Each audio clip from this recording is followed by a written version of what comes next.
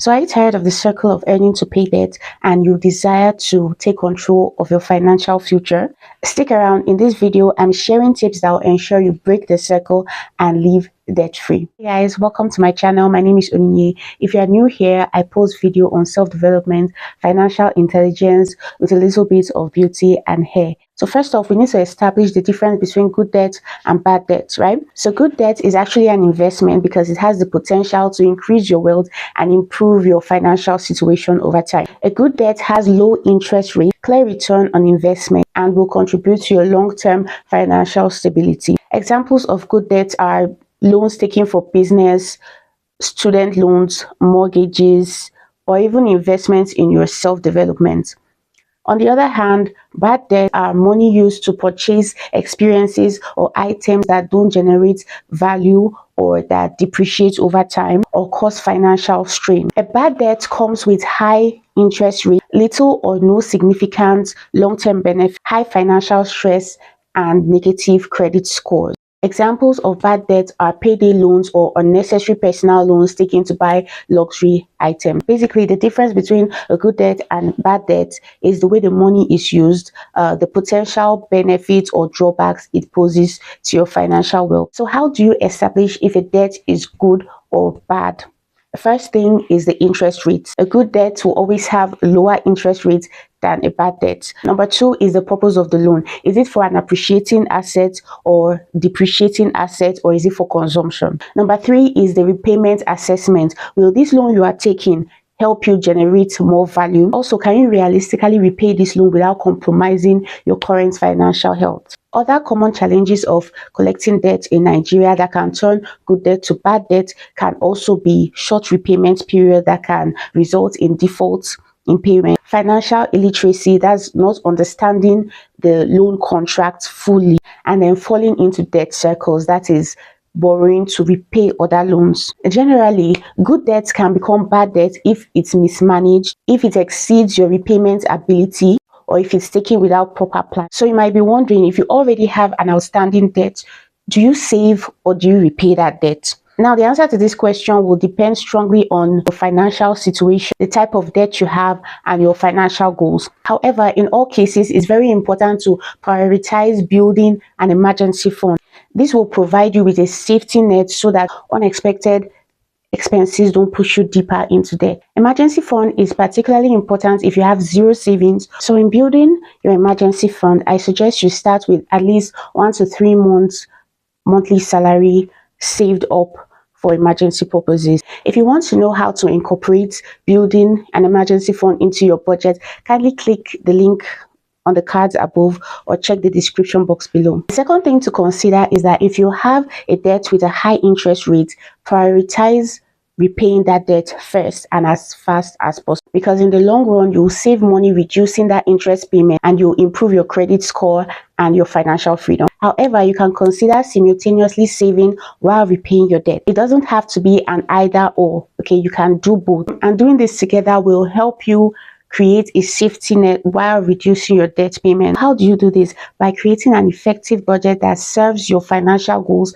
first before your expenses. Once again, check the link on the cards above or check the description box for the video on how to build an effective budget. Don't ever fall for the trap of traditional budgeting, which encourages you to pay your bills first before pursuing your financial goals. Paying your debt first is a financial priority that should come before other expenses. The last thing you should consider is your debt interest versus your savings interest. Now, if you have a low debt interest or a single-digit interest rate, I suggest you prioritize saving or investing for higher return. However, if you have a high debt interest rate, paying off your debt will be a better choice. For example, if your debt interest rate is 18% and your savings interest rate can only earn you 5%, there's no point in saving before you repay your debt. You have a much higher debt interest rate, so it's logical and it's better for you to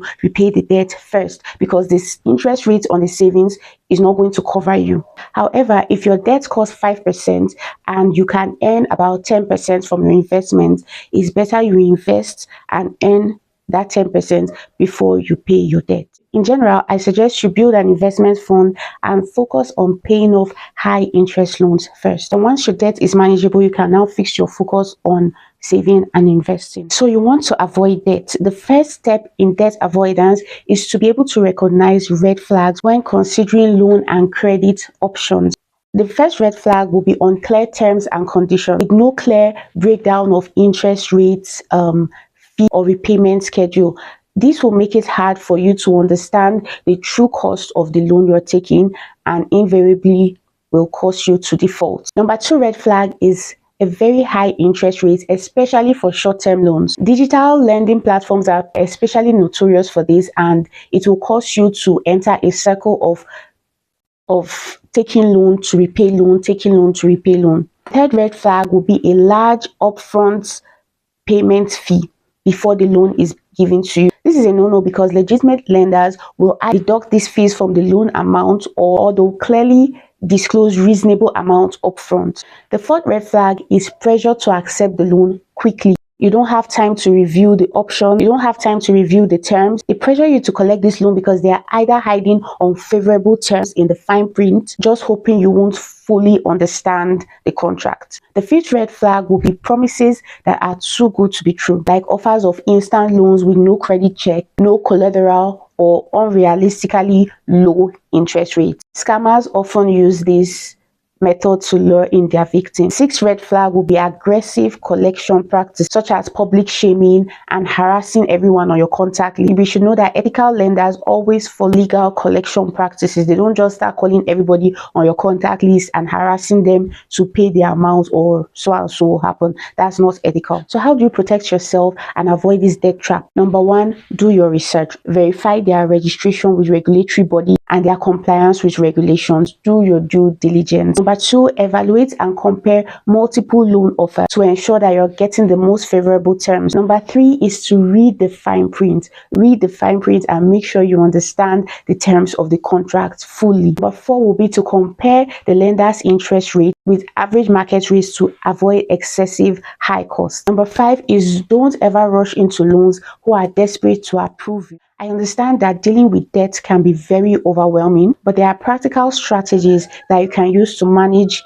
the stress and take control of your finances. First thing is to acknowledge your feelings or frustrations. Trying to suppress them will only make it worse. Talk to God about it. The Holy Spirit is there to help you. You can journal. You can register for a virtual therapy. All these will help you to bring the situation in perspective. This will move you on to number two, which is to understand your debt situation, because clarity reduces fear and helps you to focus. You can also use spreadsheets to organize your debt amounts and your repayment plan. The third thing is to create a realistic plan on how to repay your debt by building an effective budget that allows you to do just that. Once again, the video on how to do this is linked below on the card above. Next thing is to build an emergency fund that will prevent further debt as unexpected costs arise. The sixth thing is to actively limit your spending triggers.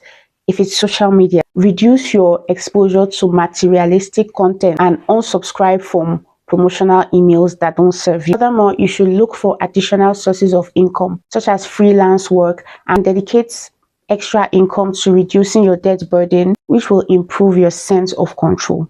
Finally, I'd like to remind you again that breaking free from debt is a journey and not an overnight transformation. However, every step you take will take you closer to financial freedom. So if this video resonated with you, I'm sure you also like this one. Also like, share, and kindly leave a comment below sharing with us one thing you are committing to this week that will break the cycle of debt and enable you to live debt free.